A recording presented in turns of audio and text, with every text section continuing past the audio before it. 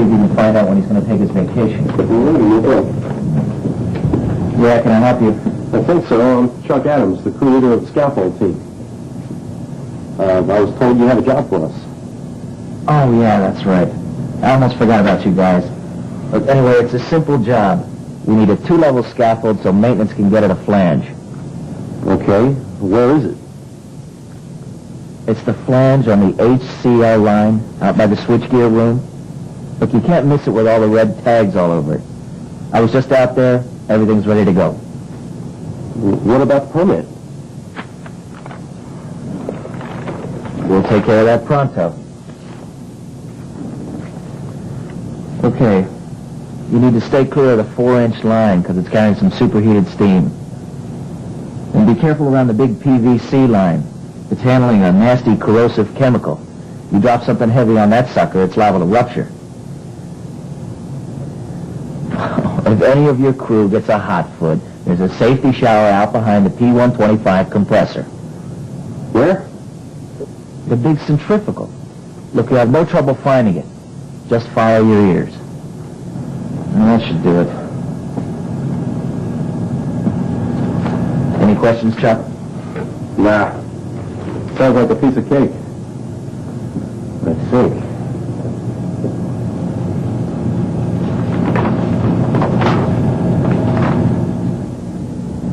Well, what do you think of Bob's safe work permit? Was there anything safe about it? How would you like to be in Chuck's shoes, getting ready to do a job with that kind of permit? Not me. Not in a million years. Just about everything the safe work permit is supposed to do was violated by Bob when he issued that armchair permit. And good old Chuck took it with a smile, so he's just as guilty. For the remainder of this program, we're going to focus on the right way to use the safe work permit. We're going to explain the duties of the permit issuer and the recipient of the permit. And we're going to talk about when and why a permit is needed. Later in the program, we'll check back with Bob and Chuck.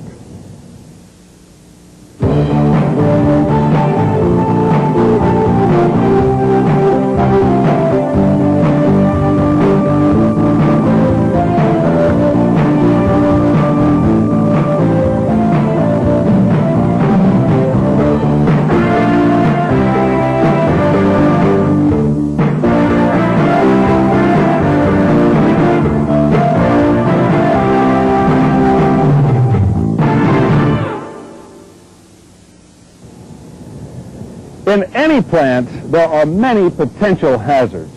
Things like toxic chemicals, high temperatures and pressures, and high-speed mechanical equipment. When working with or around all of these hazards, we need a system that can help us control the risks of an incident. The Safe Work Permit provides that system. Basically, the Safe Work Permit is a communication tool. It includes a checklist to see that proper procedures, equipment, and precautions are in place before any maintenance or repair work begins.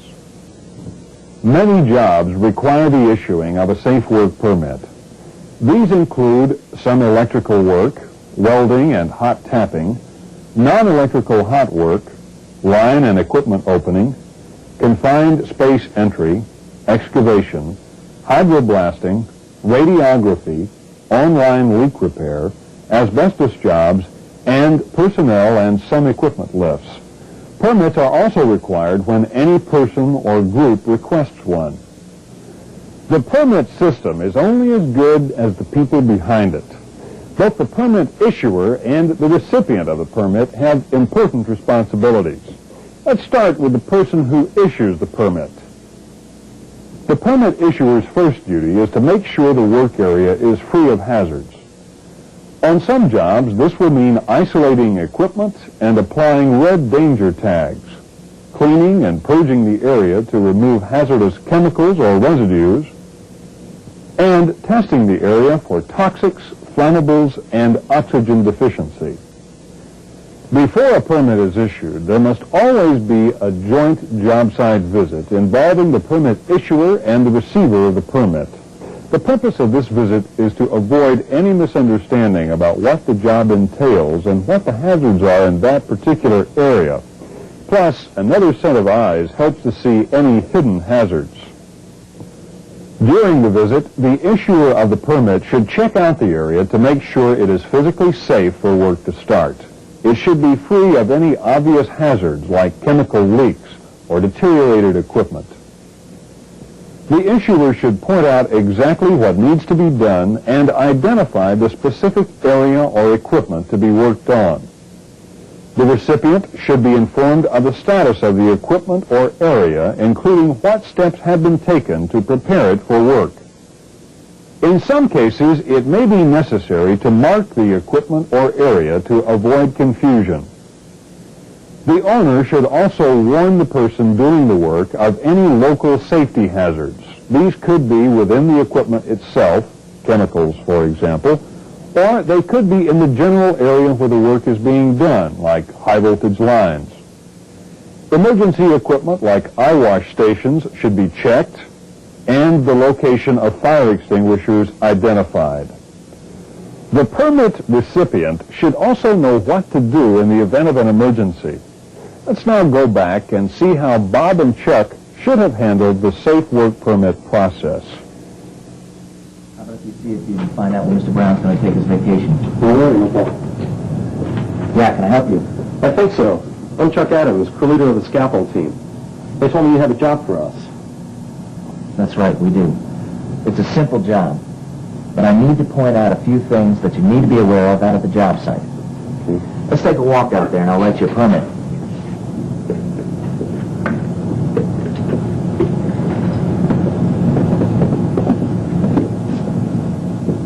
Okay.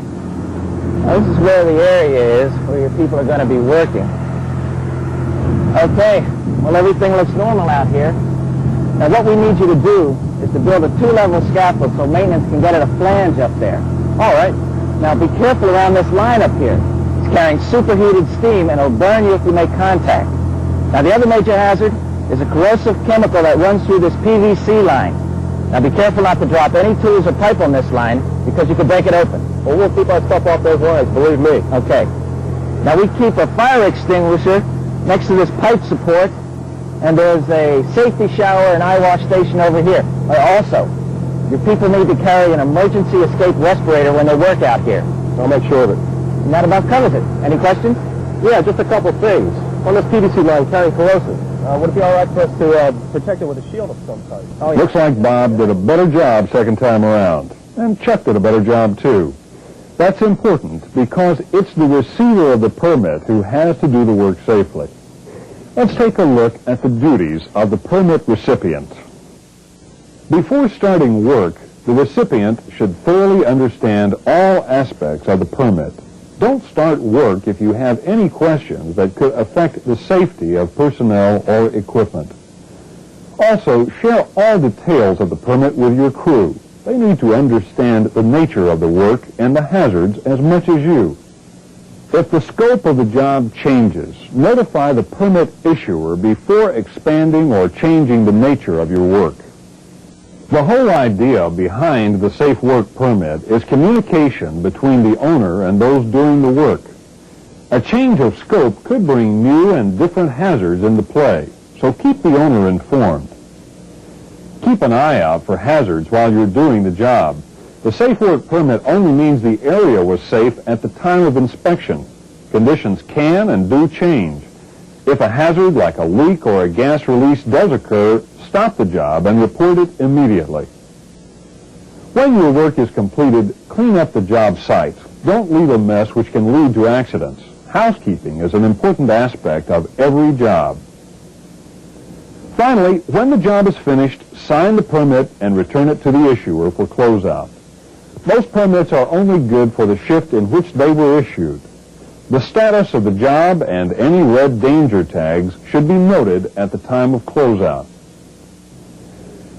We said that safe work permits are only issued for a limited time duration and that the permit does not guarantee a safe work environment for the duration of the job. There are conditions that automatically cancel a safe work permit.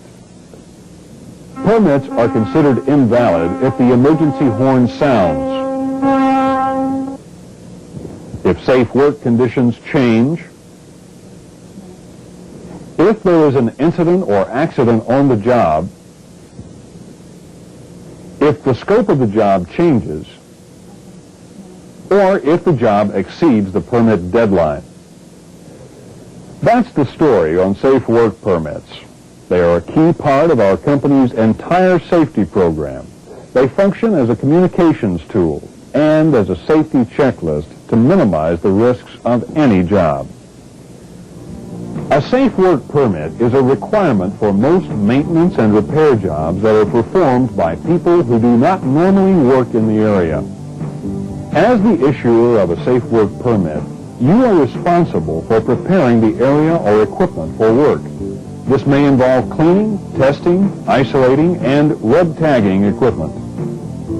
You must also perform an on-site inspection with the person doing the work. You should make sure this person understands all safety rules, emergency procedures, chemical hazards, personal protective equipment, and special tools or precautions needed to perform the job safely. The recipient of the permit has important duties also. You must understand all aspects of the permit and share this knowledge with other members of the crew. You should stay alert for hazards and notify the permit issuer if the scope of the job changes. And finally, you should clean up the work site at the completion of the job and sign and return the permit to the person who issued it.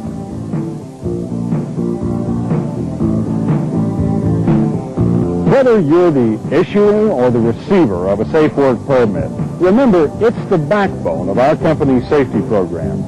But like all our safety regulations and procedures, it requires your thoughts and cooperation to work. Don't take shortcuts when it comes to the safe work permits, and don't let others bend the rules.